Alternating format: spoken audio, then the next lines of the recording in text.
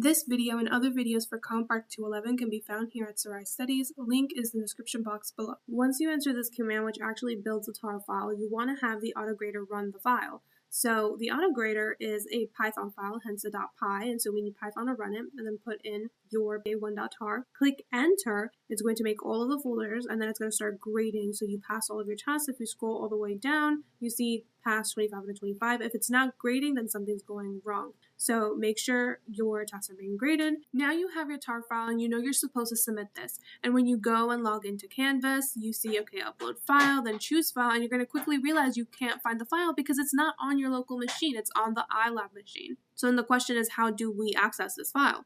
Well, the easiest way is with WebLogin. So I'm going to go here to the second link.